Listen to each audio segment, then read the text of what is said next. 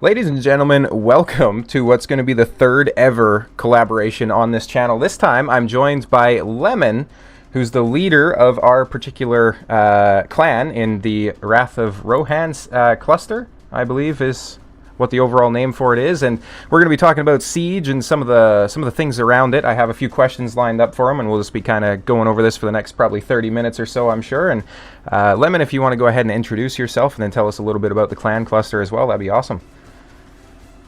Yeah, thanks for having us, Garber. Been playing Raid for about 5 years now, 5.5 years.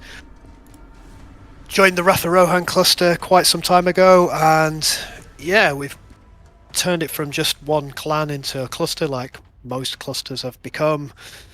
We started with expanding the lower ranks, and now we have a couple of top tier clans, which is pretty good.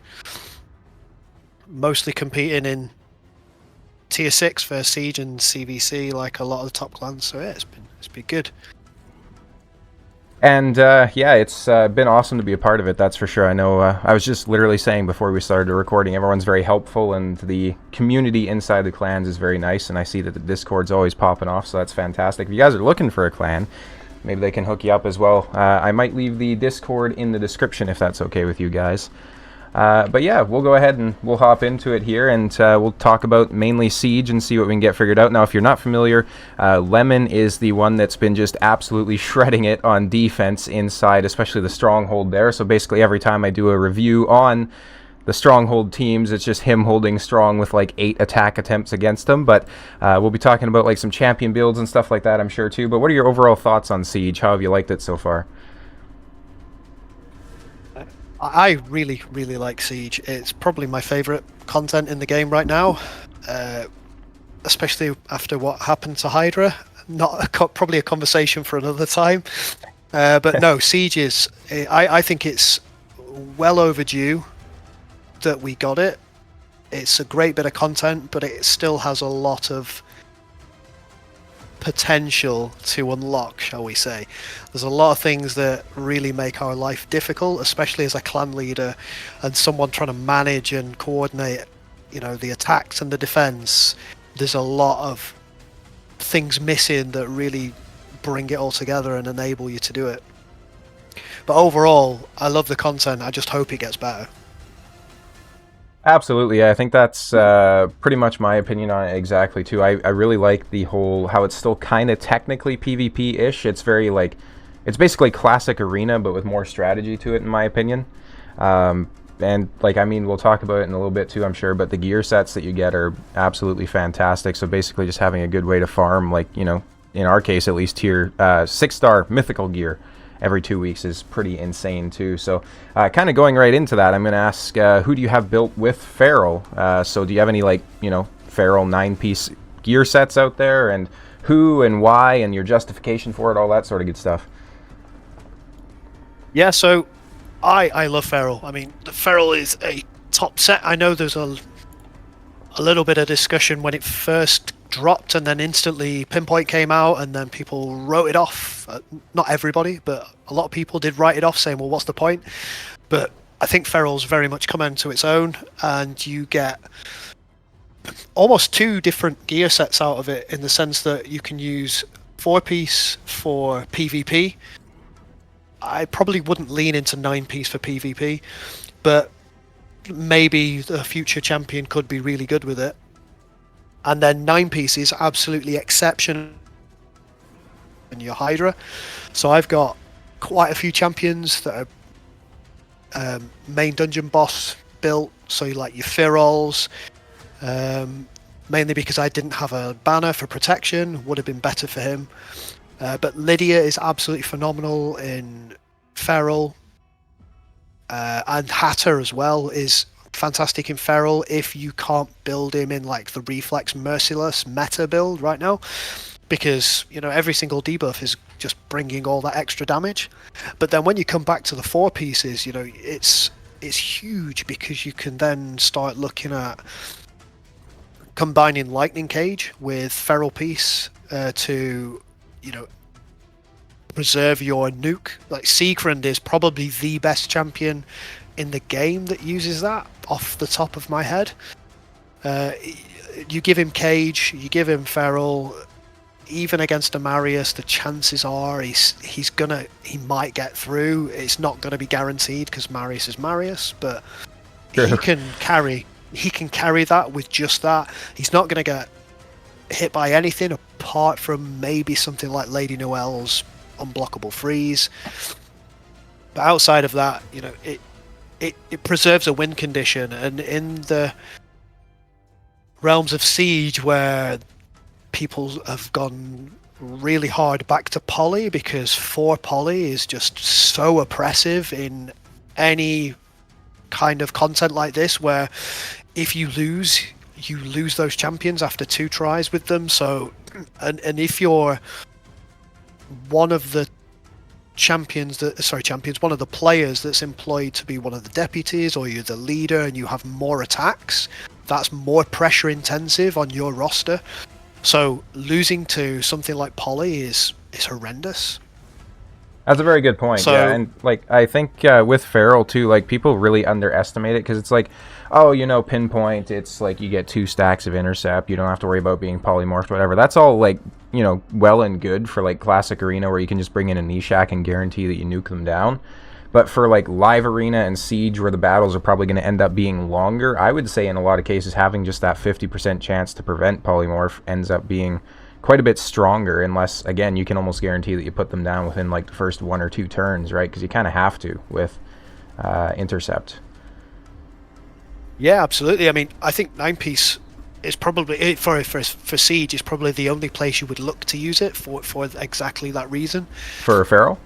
Because for Feral, yeah, I wouldn't. I don't think I'd ever use it in live arena unless I was planning on maybe something like a go second team. But in Siege, where every win counts and every loss counts, and you're constantly depleting your roster if it doesn't go the way because you're leaving it to RNG, having that extra line of defense of preventing a sheep or something like a poly or something like that is crucial. And even like I said, the 4-piece, you get someone like the Seekrand who can survive the initial storm, and then just all he has to do is get the lightsaber out and everybody's gone. Even like a Heffrack in Stone Skin is not surviving that. Is gonna get flattened. Yeah, absolutely. He's so ridiculous. That's all you need. I've just recently got him, by the way, and I was never on his bandwagon until I used him myself, because I'm normally quite good at mitigating him in some way, because Galathea, and he doesn't die to Seekrand. But if you can go against a team that doesn't have a Galathea, Seekrand's ridiculous. He's so overpowered. Absolutely. I found that for like my account counters that I figured out for him is UDK obviously is a big one, and then Harima can actually help quite a lot as well, because like most people are going to have him built out to basically ignore like 100% of defense, right? So if you can mitigate that by literally half, that's going to help quite a bit. But even Harima a lot of times isn't enough to keep your champions alive. Like he's basically like Wukong's A2 but just on steroids in every regard. Like he's so damn good. His reviews reflect that. So yeah, even a champion like him in well, so you were saying like building him in Feral with Lightning Cage. Is there a particular reason? Because like he's not really doing buff manipulation or anything, is he? No, so you don't lead him. Debuffs, okay. Yeah, so you have 4-piece Feral, and then you could either lean into Stone Skin, but I don't think that would be the sensible option. And then obviously after that you're going towards Savage, Lethal, Instinct, that kind of thing, depending on what your level of gear is. Oh, okay, gotcha. So you have it for like an immunity set then, kind of thing. Yeah, it's literally immunity, yeah. Gotcha, but you get an extra 5% speed. And then 80 you use the accuracy on top sabers. if you need it as well, yeah. yeah, I mean, it's unfortunately wasted stats for the accuracy, but yeah, the immunity is so crucial, because the biggest problem with Seekrand is if he gets knocked down he protects himself and you can't steal it off him. So when he transforms as well, you get things like Marius going off and then enfeeble him, and you're like, oh no, now you yeah. So that's a good point. Marius is just ridiculous for like everything basically. I actually lost in the last siege. I got him back. I did get the revenge hit. Still not lost a single attack, I don't think, in a siege. I've managed to find a way somehow. But this Marius, and I had Evil Eye on Arbiter. Of all things, I didn't even bank on it, and she countered the Marius, and Evil Eye triggered on Marius. He obviously resisted. For anyone who doesn't know, Evil Eye is a mastery that depletes turn meter on the first time you hit something. That triggered Marius. Marius attacked. He'd already done his strip, but not killed Siegfried because he triggered his block damage. And it didn't strip that. He survived. And then he got enfeebled. And because he got enfeebled, I lost the fight. Oh my so God. annoying. The AoE, like, just to think about how insane his kit is, and I know we were kind of talking before the video about, like, I rag on Plarium quite often, but if you're going to introduce a champion that is this absolutely broken, I think they did, I don't even remember what faction he's in. Is he's Skinwalker, right? Yeah. If you're going to introduce a champion that's this broken, make him something that everybody can acquire, right? Because, like, an AoE A1 with, a 50% chance of just an enfeeble for one turn is so ridiculous. And then, like, the extra turn on the A3 with increased accuracy, setting himself up with the increased defense, because that's always the struggle for me, at least, is, like, and I'd want to run Harima. As well. Exactly, yeah, like, it's so A3 strong. stuns the champ with the highest crit damage, and, yeah, he is... I don't mind his kit apart from the counter-attack retaliation on literally anything that does anything to do with turn meter. It's ridiculous. Form, decreases turn meter. It can be temporal chains instantly gets you killed, incinerate instantly. Like it almost makes you evaluate who you're going to put your 6-star blessings on. Like for like Giz. Oh, it sounds like the audio might have cut out there. Yeah, go ahead. Champions that manipulate turn meter in any kind of way through blessings. So you get your Gizmak, your Yumeko with temporal chains, because that's quite often a combination. Volcanos, where they'd use Incinerate to do it. All of those are instant suicides if you try and use that against a Marius in most combinations. Absolutely, yeah. He also counters like Eustrid and like Lysandra and champions like that too so well, right? Like Morrigan, who came back up because she was she has the aura for speed, but you can't use her against him because her turn meter does manipulation. Lazarius, turn meter manipulation again. True enough, so yeah. He's so oppressive. I mean, he's great, and I have him, and I'm 6-starred, and I love using him, but I know so badly that he is beyond busted. Like, I'm going to try and show it on screen here, but my build is definitely lacking for him a little bit. I only have like 210 crit damage on him. It's nothing insane. 5,600 defense. He's struggling. I mean, maybe use him as a support champion if you can't get the damage in him.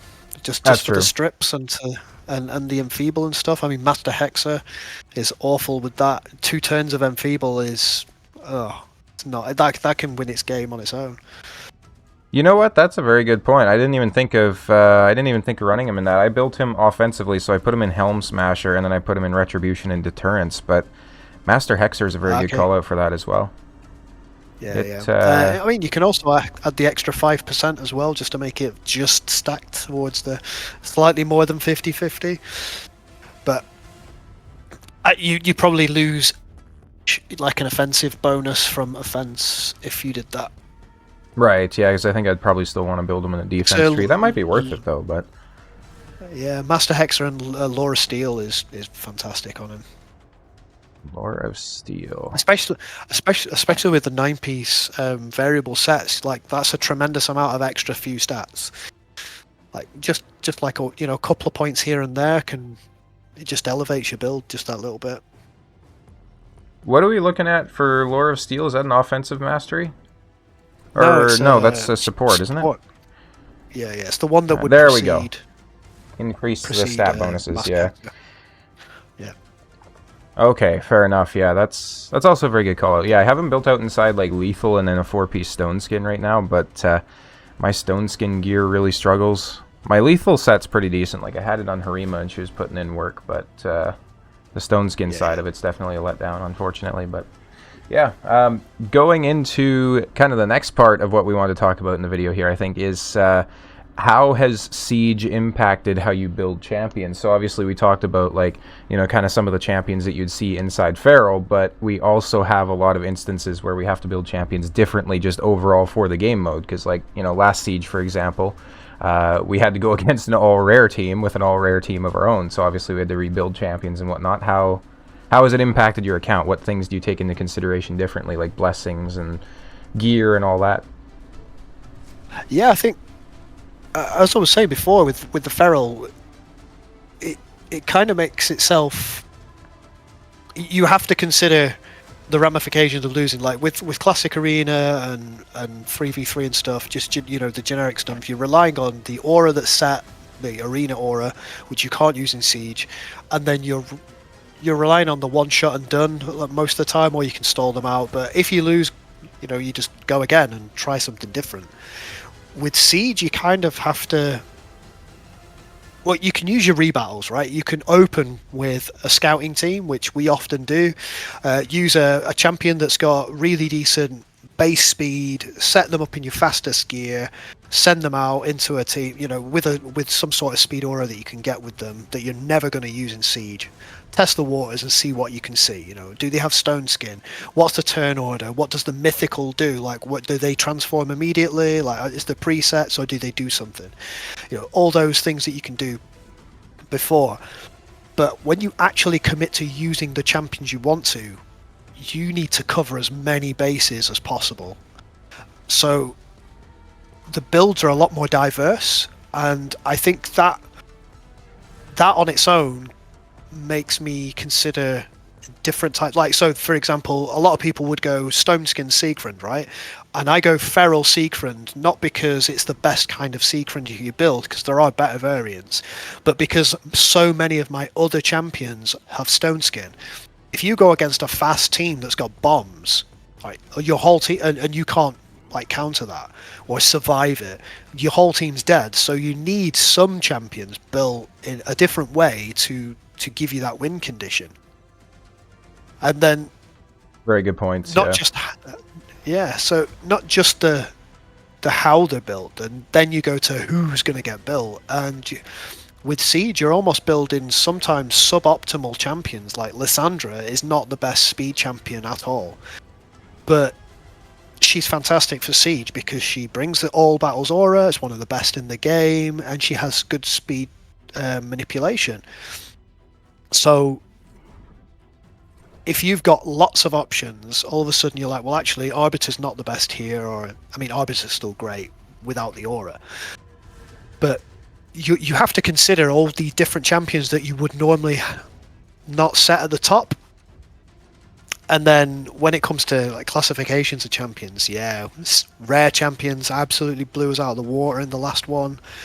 I mean, some really diverse teams that you'd never even consider as well, like the normal person that's not heavily invested in cluing themselves up with rares for Siege. That really opened my eyes. Like they had a team that was relying on passives, and rare champions generally don't. There's not that many that have passives, and these passives were to do with counterattacks and stuff. Counterattack when someone heals, counterattack when they debuff someone. That's Templar and Eviscerator for off the top of my head. And that team was evil. Like 2-turn Stone Skin on a rare team is absolutely evil. If you're not prepared for that, you're going to get walled hard. You won't get to the stronghold with that. Absolutely. So you need to prepare your clan for it and almost consider, well, who's going to be the best specialist for this? Now, this is good because what you can do is players who don't have the meta of the meta. You know, top champions, you can get them to almost specialize a position, but the danger with that is they might not have the gear, right? So then you go, okay, well, maybe they could, but maybe they're not the best. Like, they might be able to build a great rare team, but it's not going to be as good as, you know, someone who's really, really specialized and has top tier gear. So then you have to look at like some of your top players, and then you're like, well, whose roster am I going to take away from here in order to do it? So from a clan management side, it's really difficult to identify who you're gonna choose. But it makes you think, and it makes you all get together, and it forces collaboration, which I think this game has needed for so long. 100%. Yeah, like there's never really a feeling of like camaraderie to it, right? Like for the most part, because it's like, oh, you know, sure, you can be in the same clan, taking down the clan boss or whatever, but there's no like friendly battles. There's no like, you know, sharing resources or anything like that. The in-game chat fucking sucks. Like 5 years later, it still just sucks. And coming from games like, you know, for example, Counter-Strike is one of the things I play the most. Coming from even on mobile, like Clash of Clans and stuff like that, where it's such a focus on like the social aspect of it. I think that's what keeps games alive, right? Is like, first of all, being good, but also just having the social aspect to it. And if you're not familiar with what Lemon was mentioning there with like the rare champions, go check out the Siege breakdown, first of all. That probably goes live before this. But essentially in the last Siege, we went against champions of just all rare teams. And I know one of them was actually using Ordinator here, where he has like a chance of an AoE bomb, decreasing the bomb cooldowns on his passive, and just a freeze on the A1, and, you know, some ridiculous builds like that, along with Seducer and Temptress and some other champions of that nature. And it was so cool, in my opinion, to actually see that, because it goes back to what I was telling you about like Live Arena too. You know, Live Arena is very boring when the first two picks are either Marius or Armand, right? Like, we have like over like 800 champions in the game. Let's actually use some of them. So being able to set like rare only champions or epic only champions inside Siege is such a breath of fresh air, because it's like, you know, I have a +4 empowered, fully awakened Phoenix that can absolutely mess people up. So if I can make it so that I have him to use on my team, it's a pretty good deal, right? Like, and I mean, the cool thing with the rare teams that this particular guy was using, they were so out of the box, like, so as in thinking outside the box. Absolutely. Like, when people think, let's build a rare team, like, granted, there's going to be some players who are already thinking that way and think, you know, how cruel can I make this team? You know, how oppressive can I do? And they'll be homing every single champion and going, you know, oh, this has a great passive, I'll use this. And they already have listened ahead. But for the normal player that's just like playing through the game, cruising through the game, and, you know, they still take it seriously, but they're not really focused on rare champions. What springs to mind to most people, I would argue, is Kayle, Bellower, Apothecary, Reliquary Tendra for the revives and the cleanse, because she's super special that way. You know, so champions that hit hard, champions that make your team go fast, and they try and build a speed nuke, not Templar that just repeatedly sits there under his own like protection and counterattacks over and over again and stuff like that. And at Really least the cool to teams see, I was like, fighting, like, it wasn't just all based on like stall teams either, because kind of like exactly like you mentioned, people are either like, well, these are, you know, the best rare champions, I'm going to use them. And it's funny because I was literally thinking about using Apothecary in the fight, but so, you know, you'll have builds like that where it's just Kayle, Apothecary, whatever, and you don't have the stats, first of all, to just build nuke teams with rare champions, especially if they bring in like ally protections or stone skin or something like that, right? But the teams they were using in Siege were just very creative, where it's like they have a combination of control and counterattack, and like you mentioned, passives and bombs and those sorts of things. Huge shout out to Berserker, by the way, who is such a good rare champion in terms of a damage dealer. I did a guide on this guy back in the day, but it might be time to do an updated one. But he's insane. A1 fills his turn meter by 30% if it's critical. A2 attacks an enemy, grants an extra turn if it's killed. Very good multiplier on this, by the way. And then A3, that is an AoE 2-time hitter with ignoring 20% of each target's defense. Like, he's so good for this. So if you're using rare champions, he might be one to build out. And really, there's so much fun to be had with rare champions, because if you look at Faction Guardians, almost everybody can fill out the faction guardian slot for whatever faction you need, right? Because in campaign you can farm so many different rares from the different factions. Like, I'm going to be going hard to fill out my Lizardman rares because I have like nobody in there right now. But like, even him, you can go to everybody's farming 12-3, so you're easily going to get your demon spawn filled out.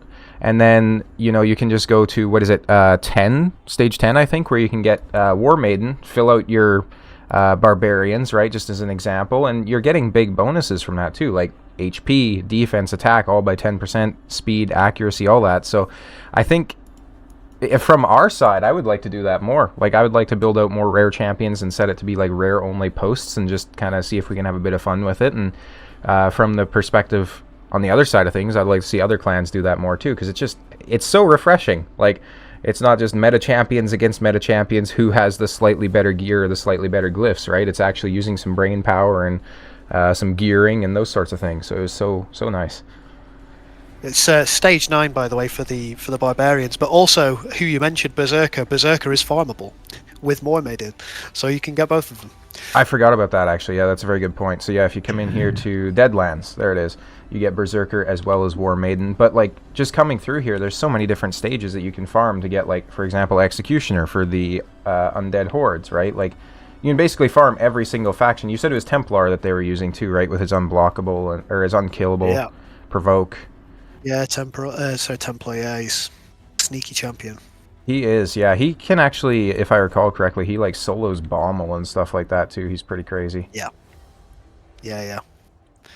it was really cool to see, and they made full use, not to make this into a Siege breakdown, but yeah, they used full use of the base stats that you can get from the towers. Because like you said, the rare champions, their base stats aren't the best, but when you're getting 360 accuracy and 360 resistance on top of everything else, you know, those add up big time. And then, like, there's Kurzard for dwarves, AoE, team, ally accuracy.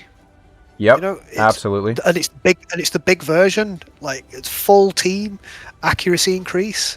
With There's the big also one. I mean, Painsmith from the Dwarves that Tyraku made a video back on back in the day, where it's just an A2 absolute smack with a block revive as well. So he's such a good champion from the Dwarf faction as well. And absolutely, yeah, like, the stats are crazy. Like, because, like, for you and I'm assuming you also have a maxed out Great Hall, but like, getting an extra, like, just 80 accuracy off the hop for like any one particular champion helps out so much. So you can definitely still pump some stats into these rare champions, even if they weren't made for it, right? Like, yeah, definitely.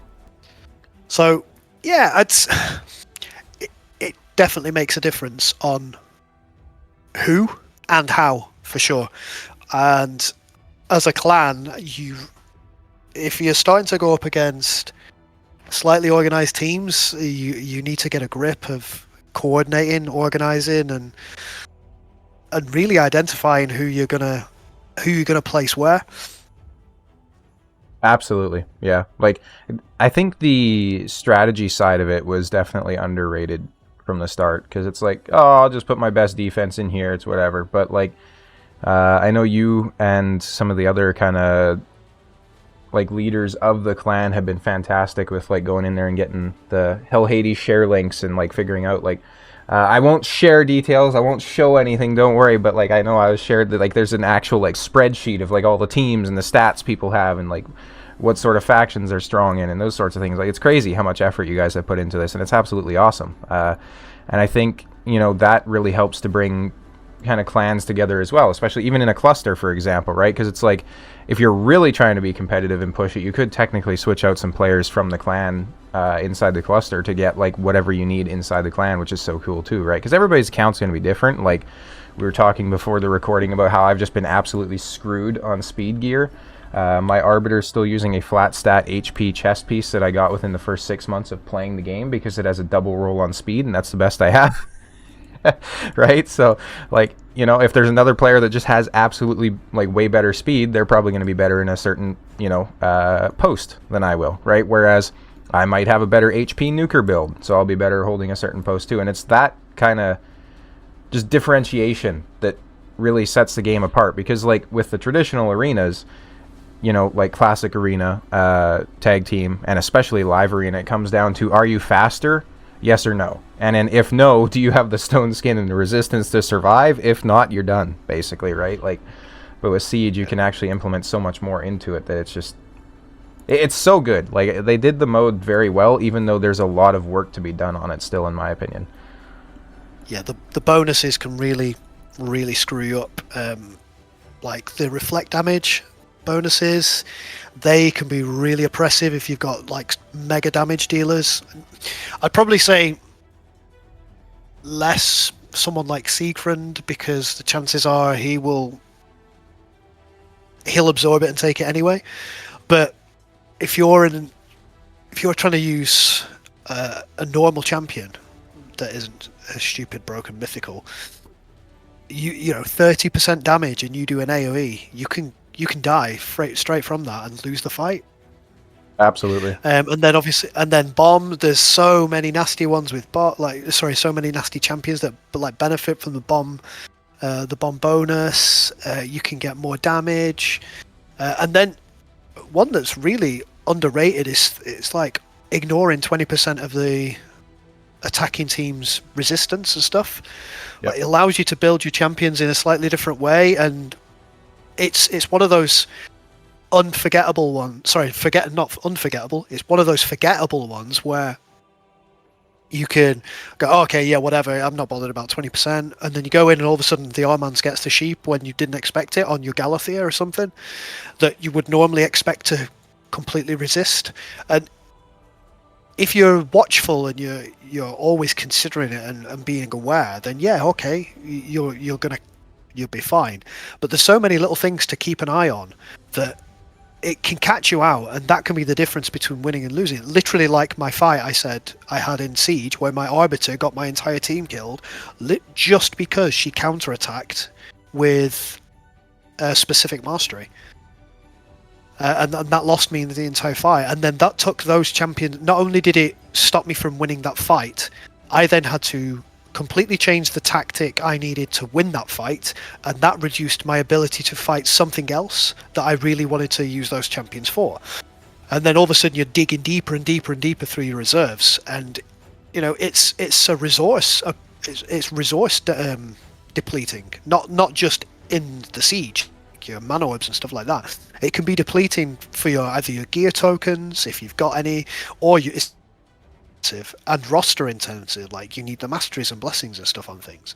If you don't have those to fall back to, you have nothing left.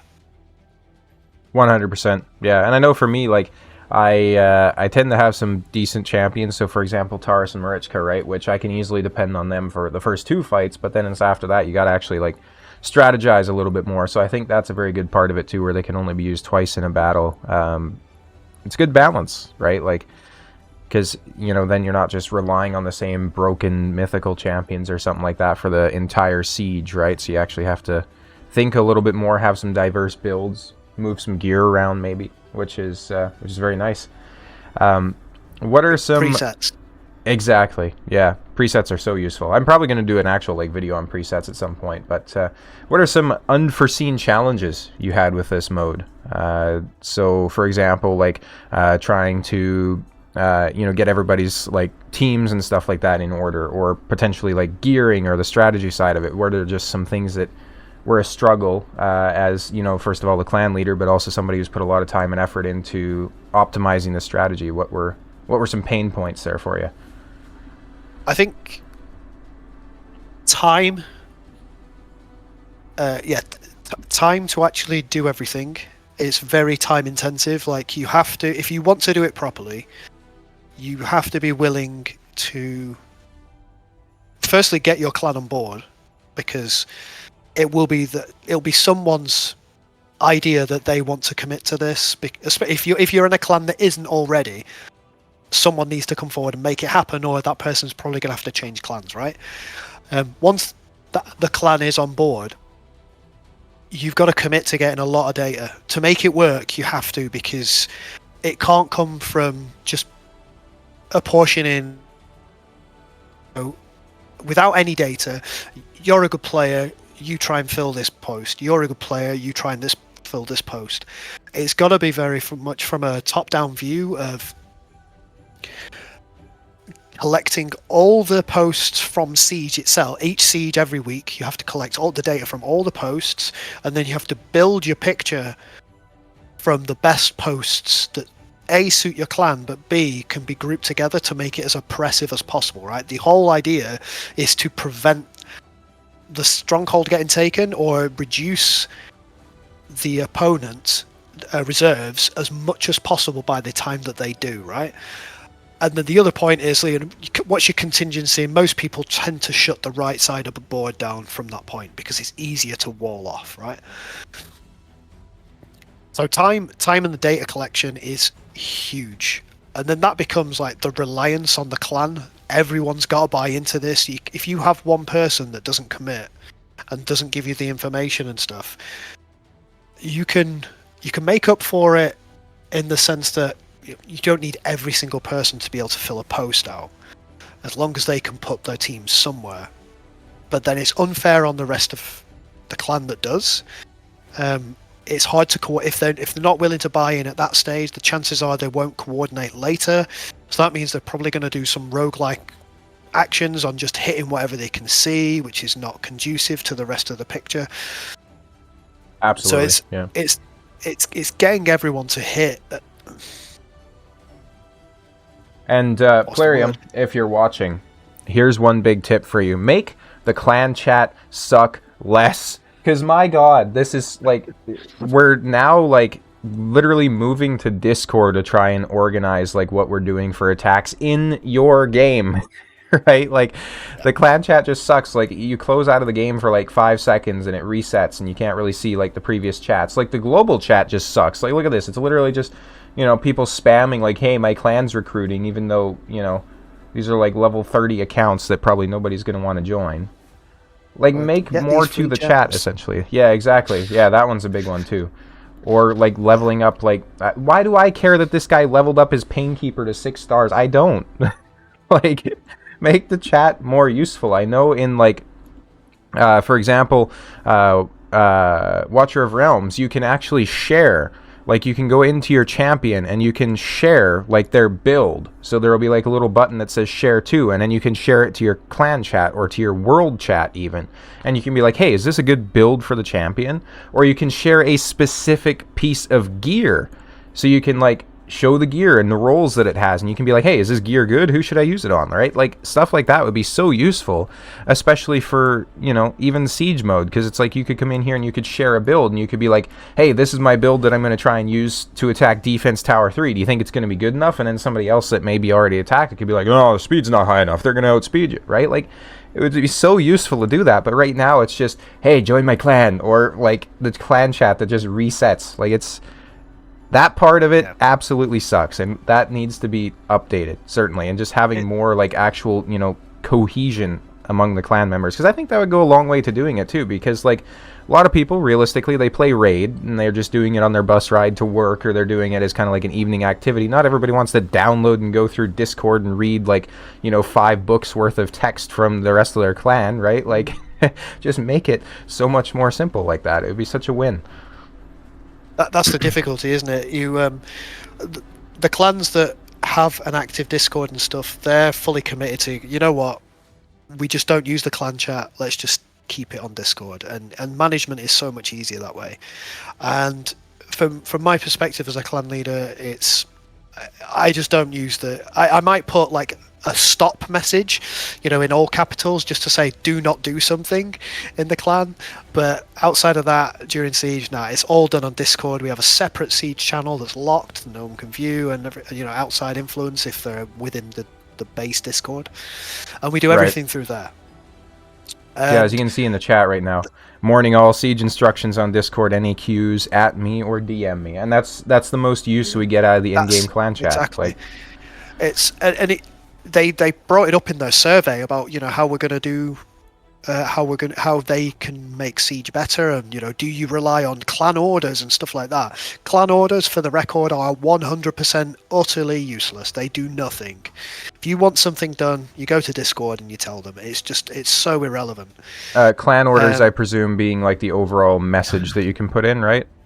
No. So in the Siege, you can like click on the stronghold, and if you're a leader or deputy, you can give orders to you can defend, but as in put a team in here, or you can order to repair, and that's it. And it literally comes with a tiny icon above it, tiny icon that's apparently going to draw your eyes and not just be ignored. It's so irrelevant. It's not even.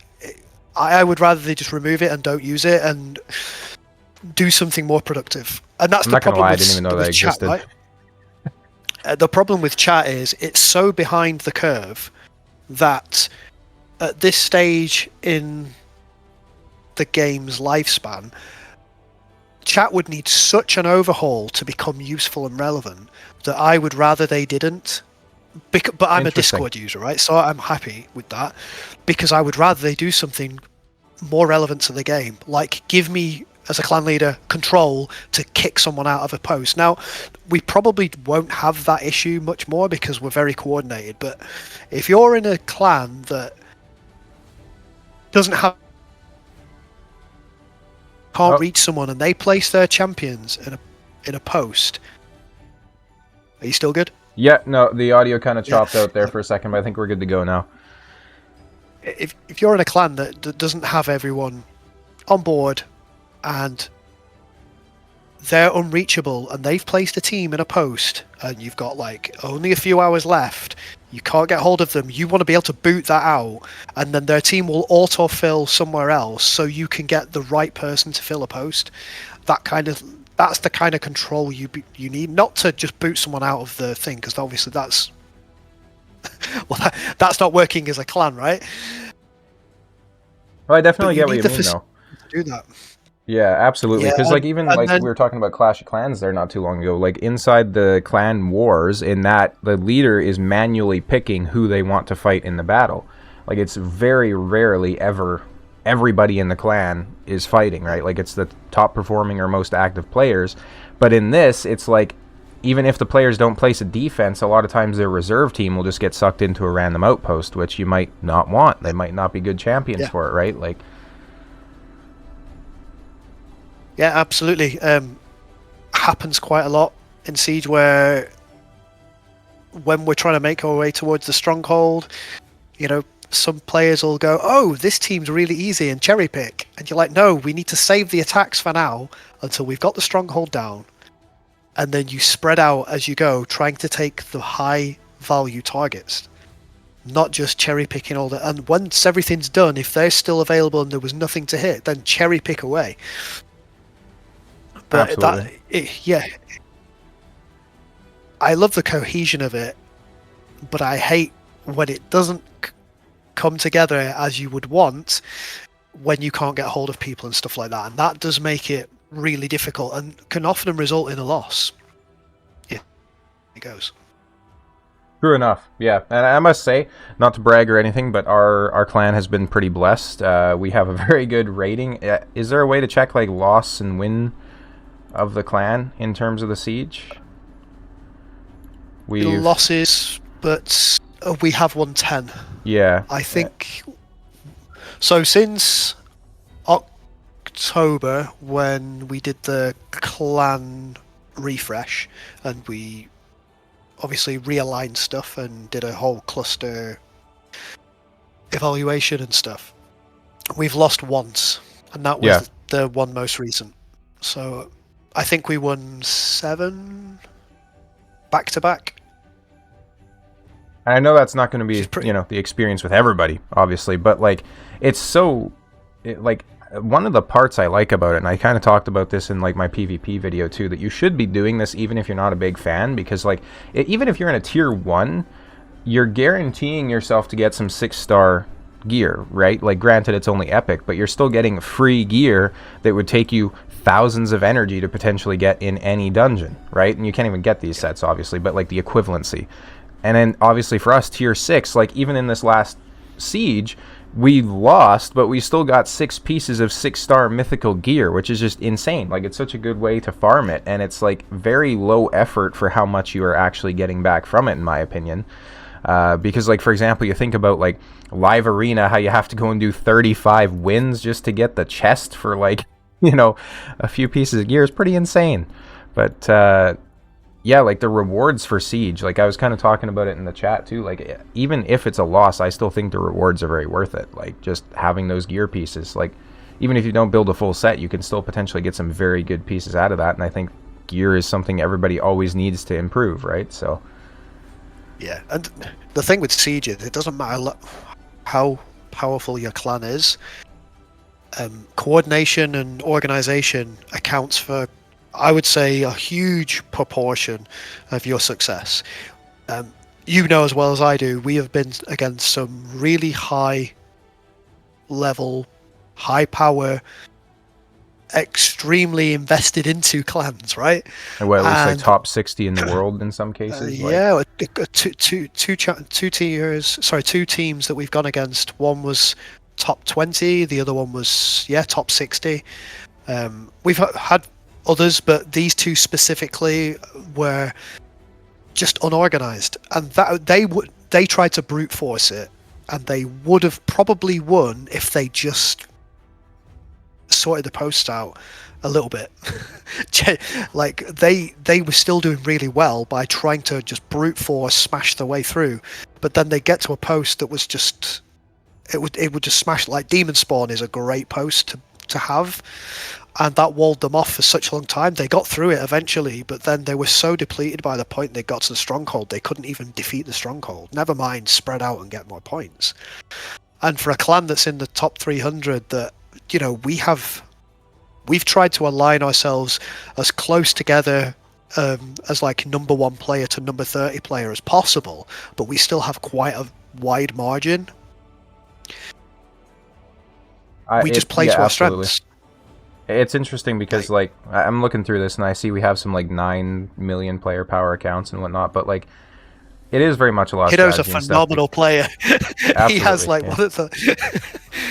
he came to us purely because we needed to fill a slot, not realizing just how awesome this guy would be and how much of a grinder he was. He's hitting Nightmare Hydra for great damage and he hits the minimal for personal breast. That's awesome. Yeah, because like even my account, like it's fairly weak as far as everything goes. Like it's 17 million, right? And even with that player power, I'm still in the top top 9 for attack victories, or defense victories, top 6 I think for attack victories, right? So it's very much based on like just thinking and making stuff happen, which is so nice, because in a game that's made by a casino company, a lot of it can oftentimes come down to how much money have you spent, will you win, right? Like especially the event dungeons, some of the best teams for stage 30 are literally just I think I seen one that was like Eostrid and then 4 Newts, and that was the team, right? Like, and then, you know, there's other players that are going to be, you know, like me, for example, are struggling a bit more with it. I'm just farming stage 25. That's kind of where I'm at. It's whatever. But yeah, for those like, event Siege dungeons, is very nice. Alatrion was so powerful for that. He's so broken. I got him. Yeah. I got him. I got him from the guaranteed event. Okay. Just happened to have the resources at the time, so I was like, yeah, cool. And I'd missed. Who had I missed at the time? I'd missed the really Narcisse and Ancora. I'd missed that entire thing. And yeah, I don't got have Narcisse Alatrion either myself. A big regret. I mean, he's not as prevalent now and not as powerful in the meta as he was. I mean, there was a time where people were relying more on them two than they were on Taras Marichka, and that's long gone. Taras Marichka still amongst the absolute top. I would be very curious to see how their like forge passes are selling now when they have the bolster set on it, because you introduced a champion that directly counters that gear set, and then you're still selling that gear set. Like, I can't imagine it sells anywhere near what it did. I think over the course of the last 10 months it probably dropped off, but then Shield's coming back again because Narcisse is less he's less impactful than he was. What do you think has caused that? Probably mythicals, pinpoint creep, allowing debuffers to get in and just lock people down. That's a very good point. That's probably the main reason. Fair enough, yeah, because you could build them in like polymorph before and, you know, just kind of say screw you to everything, but... Yeah, I mean, Taras Marichka is so oppressive together, they completely counter Marius, you know, it's... I love that Void legendaries are still probably the most powerful.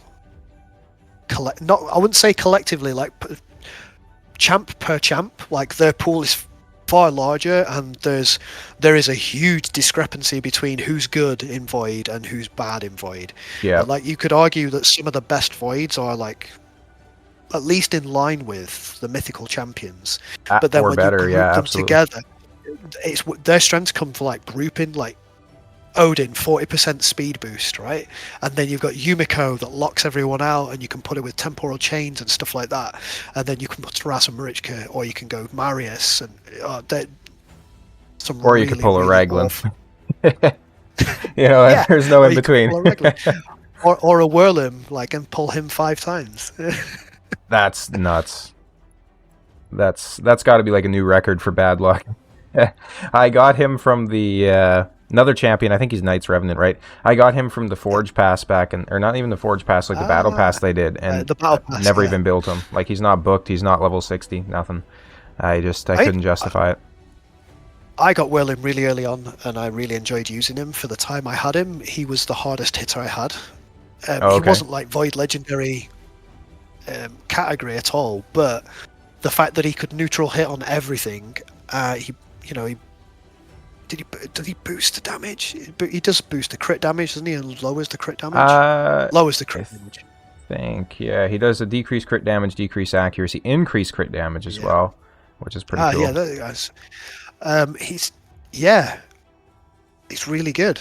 But then didn't they change his aura when they buffed him? That made me sad. Yes, they buffed it to 40%. I said buffed, and put him in Doom Towers, which was a crying shame because it used to be Arena, I want to say, and that was great. I'd put him in lead or something and just smash stuff. Well, the thing that's very disappointing with him is, like, he basically just has Ursala the Mourner's kit, but he's a legendary, which is, like, obscene. Like, I definitely think he needs to be buffed. But yeah, exactly. No massive revive. Just basically her, but worse, right? Like, literally 25% strength and an increased defense on all allies for 2 turns on a 3-turn cooldown. That is an epic level skill these days. Yeah. And, like, it's just...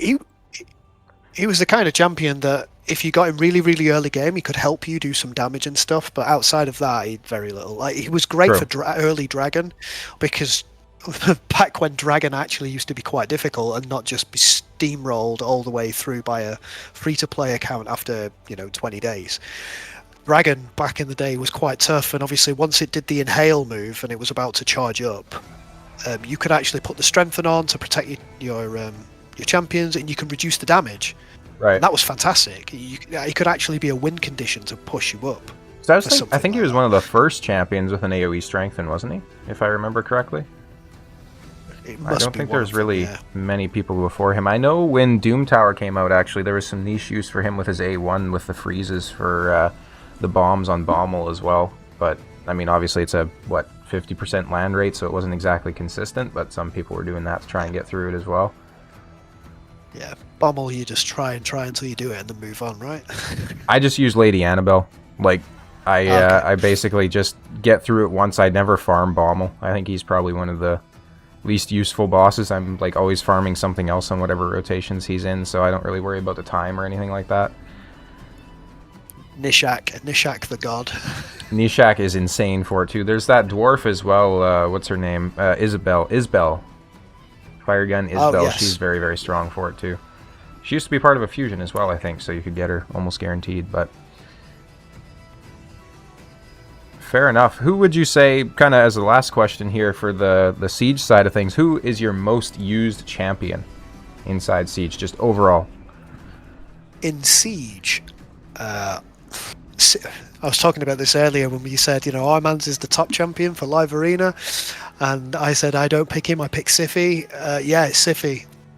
I think same as Rotus, but I think she has just evolved that little bit better. Like, the meta shifts and some new thing comes out that just makes her, or enables her to stay relevant. I wouldn't say makes her relevant, because she's been relevant forever.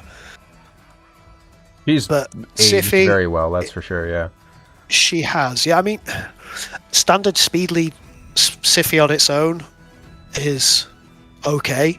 The problem now is temporal chains, and if you don't have a Marius to punish that, that can cost you a fight, right? There are quite a lot of counters now to a Siphi. If you get protection Siphi and you get those block debuffs, all right, they might lock you out, but you've got a way to stay alive at that point. Protection Siphi is insane. Like Yeah, the fact that she can go first, she insta prevents the torment, if that's a thing, versus someone like an Arbaeus or an Arbiter. Like, she's Siphi just so insane, because like even her so- base stats have aged incredibly well. Yeah. Like 21.5k Yeah. HP, almost 1300 defense, and 114 on the speed. Like, that's faster than a lot of support mythicals that you can get these days. Like, if we look at where is he? Like, Lazarius is only at 115, right? Like, she's aged so incredibly well, and I think that's I think a she good was the thing, like- fastest champ for a long time. I believe so, a yeah. I long think Lady time. Kimmy was one of the ones that came in Yeah, to kind of try and, 115. like, yeah, exactly, try and dethrone her. But it's definitely necessary because, like, I don't know if you've seen Drock's video on, like, the summoning rates and stuff like that and how atrocious it is, but TLDR, Unbelievable. essentially back in the day, you used to have, like, a 25% chance almost of getting a champion that was on a 10x. Now you have, like, a 13% chance of getting a champion that's on a 25x, right? So it's insane. So for the older players that had her, like, after pulling 2 legendary void legendaries, then you get 13%. It is heartbreaking. obscene. Yeah, I know there was like a 10x for Narcissus, and so I pulled for him, and I actually hit a legendary, but I got Fortis instead, and that was a real pain in the butt. That's for sure, because I have 2 of this guy now, and I don't have a single one built. But yeah, it's a Speaking whole of other which, rabbit hole, I guess. Yeah, absolutely. Speaking of which, though, Lady Kimmy, who you just mentioned, she died off massively because of Polly and everything else. Yep, Pinpoint has made her so strong now. absolutely. Yeah. Like, she is nuts. Like, it can be really oppressive if you build her the right way and have everything going. Like, 100%. And she's it's so just- important to have like a strong base speed like that too, because like realistically Pinpoint, sometimes it's going to be hard to build champions with high speed if they don't have really good base stats, because if I remember correctly, Pinpoint gives you less overall speed boost as opposed to like 10% speed, 12%. It's pretty close actually to like a speed set, a little bit lower, but yeah, so like just building them out like that, and her base stats are insane. And yeah, absolutely. Speaking of Shadowkin, I really want Shu Zhen. I don't have her yet, but holy moly, she's like one of my most wanted. She's so she's good. evil.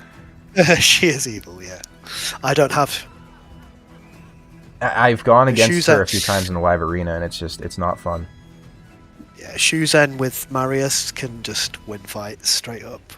100%. Instant win. I mean, the ability to build like a crazy team with a Shu Zhen is nuts, because you can then back it up with... You could go Odin and then something else, just so you get the sustain with the block damage and stuff, or you could just harass Marichka, stick them alongside, because you get the opening smash with Shu Zhen into Marius, and then if they retaliate in any way, Taras is going to smash you back. Well, so what's interesting too is Shu Zhen actually does, in a way, counter Taurus because of her A1. And I didn't realize this until recently, but if Taurus has a block active skills on him, he can't use his A2, like even for a counterattack, Yes. which is insane. Yes. And so having a 50% land rate block active skills on an A1 Void champion, like, that's insane. With the instant turn effects that we all know so well, right? Or cleansing the sheep from them, like, she's so good. Yeah, it's always funny when you've locked it out, like a warlord or something. You're, oh yeah, I'll lock the skills out, and then Taras still counters with his A2. You're like, what? Has to be blocked. Exactly. Yeah. And it's two-turn stun as well if he's got accuracy. I mean, or does he need accuracy actually? He does need accuracy. Yeah, he's so good in my opinion for countering actually Siegfried. Because of that 2-turn stun, essentially. Because what I'll do is I'll A2 into any sort of a Siegfried, and then he's just stunned. It doesn't matter if he has block damage, he can't do anything. And then as soon as he comes out of the block damage, I just take him down, no problem, right? So It's a very strong counter, and I think that's probably one of the most addicting things about Raid is just how there's so much like kind of rock paper scissors interaction between different champions, and we see that more now in Siege. It kind of exemplifies that, right? Because like, sure, you can have Taurus and Marichka, and they're some of the best champions in the game until I use them, at least. But then you're gonna also have strategies and weird things that can counter them perfectly, right? So I think Gizmak is actually another example of that now too, because he places the burn, and I'm pretty sure he ignores block damage as well, if I'm not mistaken.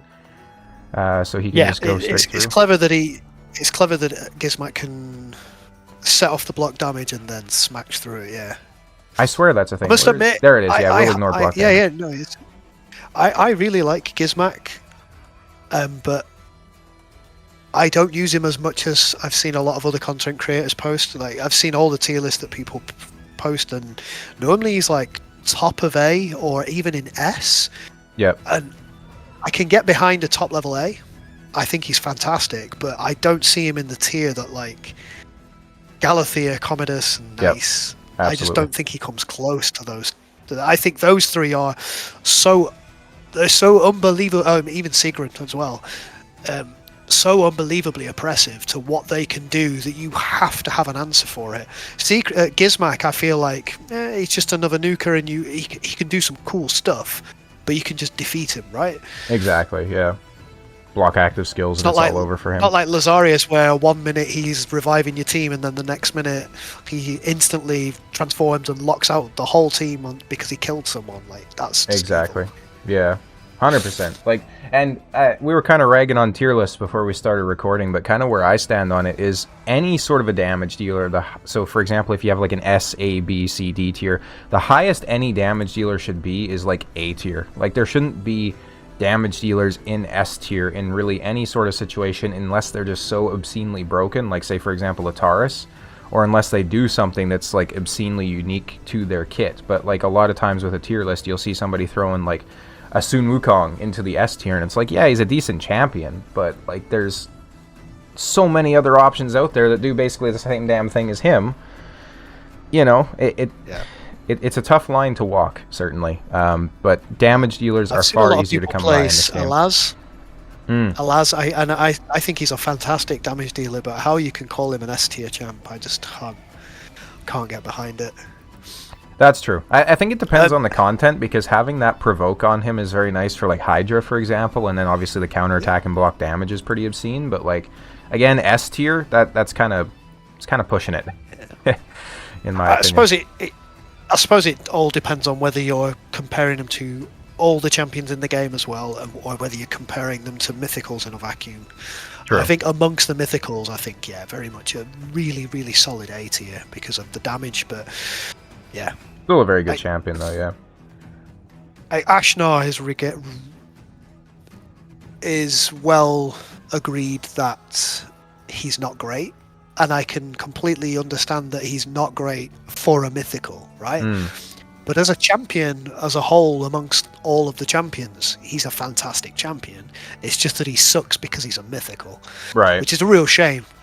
But as I've said a couple of times, I think on your Discord and stuff, Ashnar does have one unique niche, outside of just being a burner and stuff, is that he can almost shut down Volcanos, because the burns then won't kill you, and Gizmak to a degree as well, because the burns won't hurt you.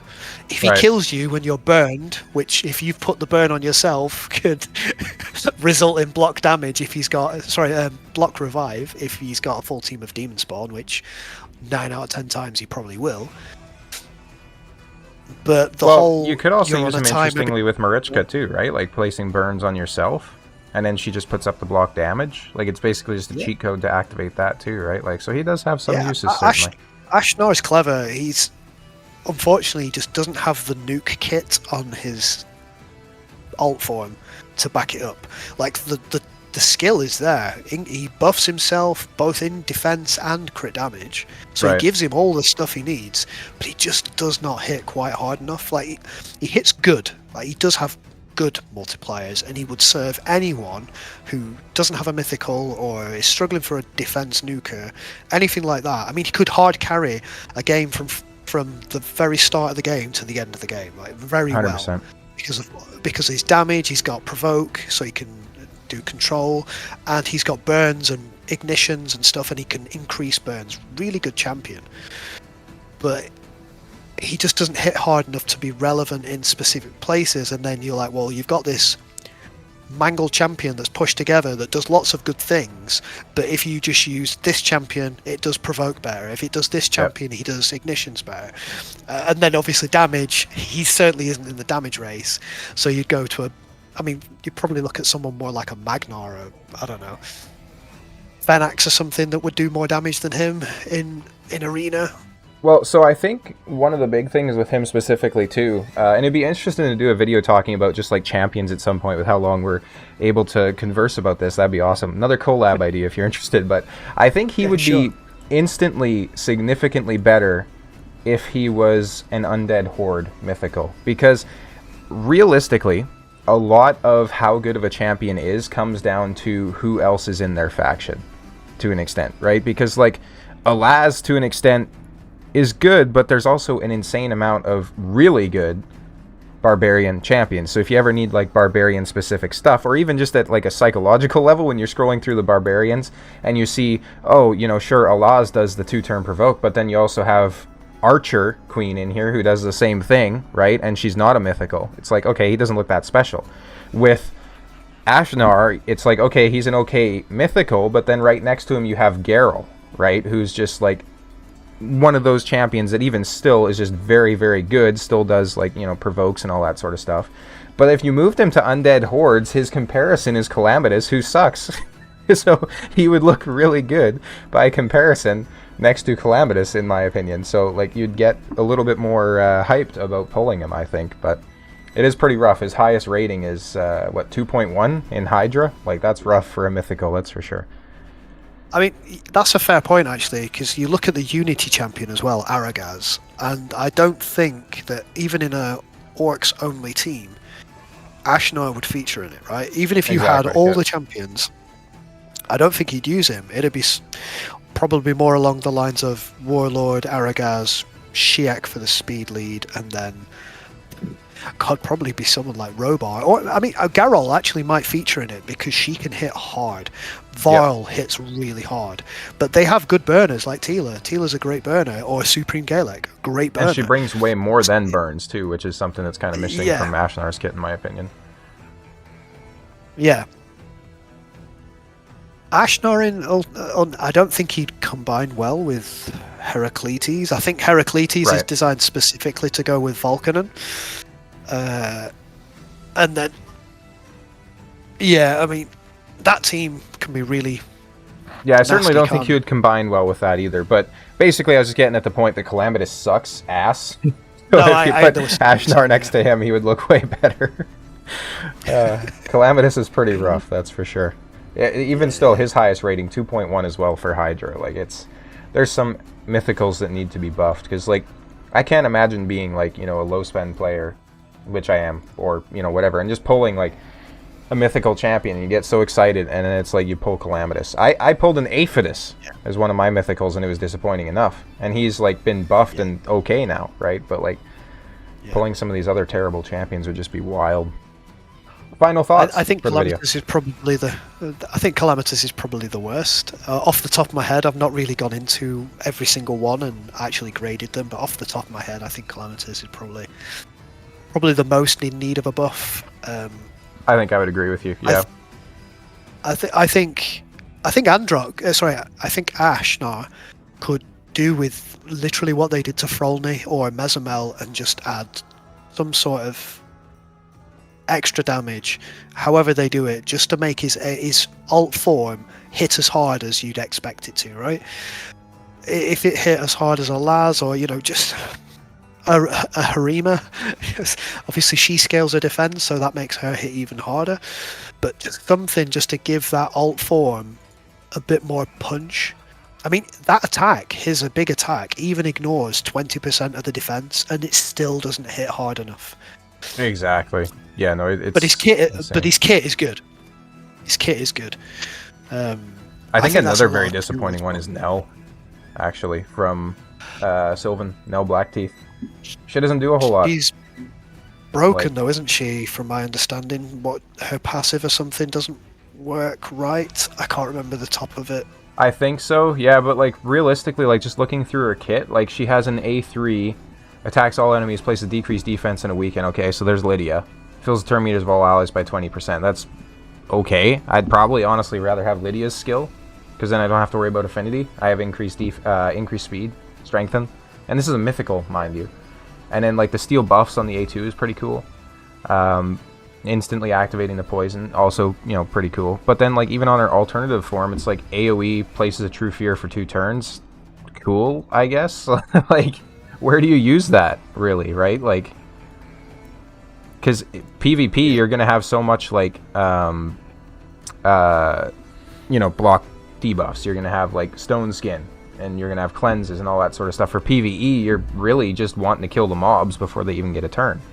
So it's like, you know, that's my opinion at least. I'm sure somebody's gonna disagree. I think you with me, definitely have to build into it. That's for sure. It's like her passive there. Each debuff placed in either form builds her stuff up. It might be that one. Maybe that's bugged. I can't remember off the top of my head what the actual issue is with her, but I do have a niggling saying that there's something that doesn't work in her kit that should. Oh, okay. Fair enough. As it reads. She looks very cool. So But it's very in either- disappointing that she's, you know, not really that In good. either case, though, right, you've got her buffing herself by 2%, you know, per debuff and stuff, where you've got Nice, who shoots one arrow and does 10% for every single stat. And by the way, Yep. that block revives. Like, Yep. I mean, 100%. come on. If you don't have UDK in your team, basically, or if you're not using Rotos as your nuker, he is just, you might as well just forfeit. Like, he's insane. And even on his second form, like his A1 is just so strong. And then his like counter Well, yeah, attacks and if people revives. building for it, yeah. I mean, again, though, if you build him in the right way to... Nace is a champion that can be absolutely fantastic regardless, but if you build him for a specific team to be one or the other, he can be so much more powerful.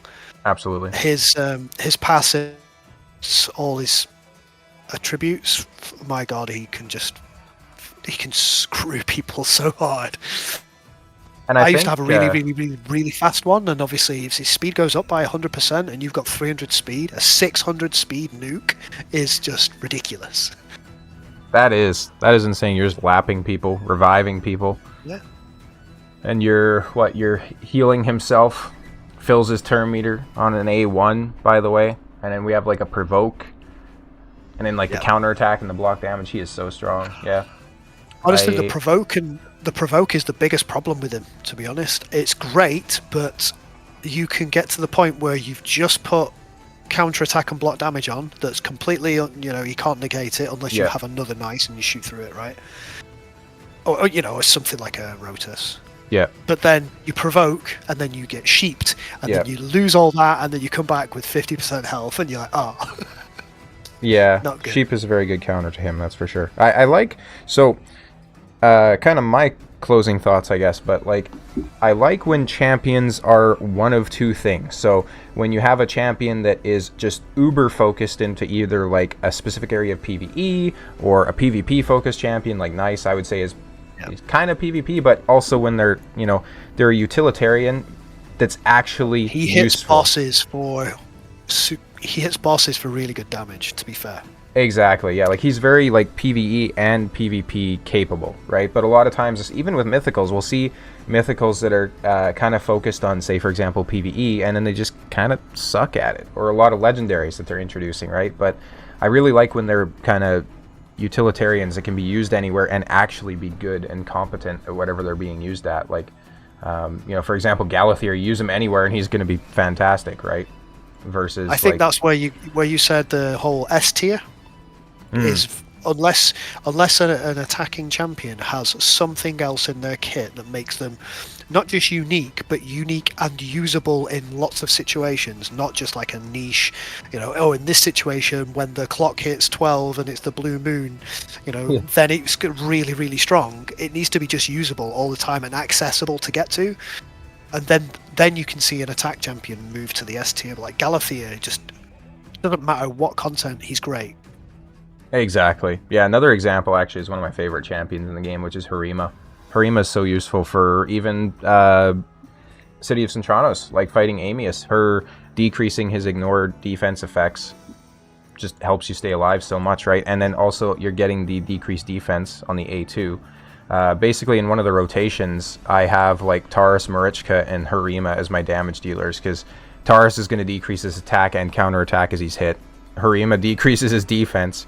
Marichka comes in with like the life harvest that we were talking about. Even if, you know, I kill them during the wrong form or whatever, I can literally just put it on auto and they do their thing. Like, it's crazy. So champions like that are just useful everywhere is always nice to see, that's for sure. But alas, even if they introduce those champions, our chances of getting them these days are quite low. So it is what it is. Yeah, I mean, I think final thought for Siege would be it's great content, but it just needs to be just a bit better. True enough. Yeah. Yeah. There's always things that can make it a bit better. I think it's. I almost think it's the thing that's going to keep the community alive at this point. We witnessed it over the last couple of sieges, where when we faced a team that at least speaks our language, they'll come over and visit. Yep. Don't need to be, you know, nationally English or American or Canadian, but just, you know, speaks our language. They're happy to come over to our Discord and we go over to theirs and we have a chat. You know, it's all friendly. We talk about the teams and stuff, and that actually brings people back together, and then we can share ideas and make everything better.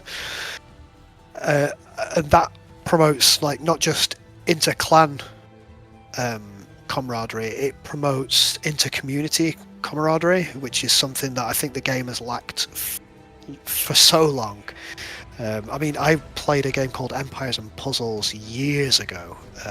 It's literally a match 3 game, but has really it had I've not played it for a long time, but it had these like fun champion mechanics and stuff, and I would say their predatorial greed was far worse than Plarium, at least before I started Raid anyway. Must have been pretty but they had heinous, this then. amazing it was horrendous, but I will say that their clan war that they had was fantastic. They had it twice a week, which might be one too many. I mean, I think one every 2 weeks is probably too little. I think once a week would be better, but that's just me, that's just my opinion.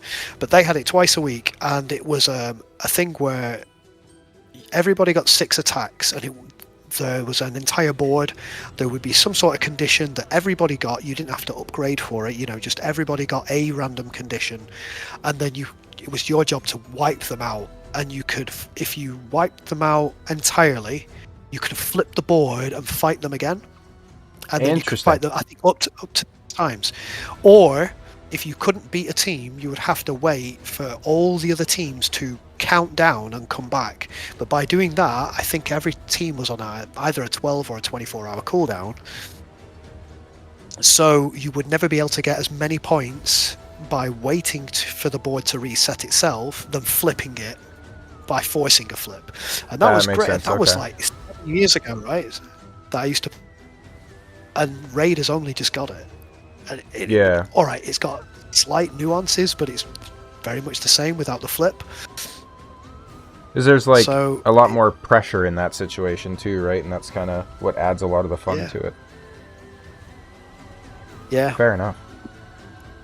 Yeah, anyway. I've been very happy with the Siege mode. Loving the gear drops from it, that's for sure. Maybe it's just me, but I always find that I'm getting, like, obviously the 6-star mythicals, and they don't roll well, though. That's the only disappointing feature, but I'm sure I'll get some good gear sets as we go here, and probably do some more videos on the champions that I have built out in Feral and whatnot. But that being said, we've been recording for almost an hour and a half now, so I'd like to thank you a lot for taking time out of your day to visit, and I'd certainly like to do another collab at some point in the future. I know you're very knowledgeable about the game and builds and Siege, obviously, and those sorts of things, so it was awesome having you on. Oh, thanks for having me, man. It's been real fun. And as always, I'll see you guys in the next video.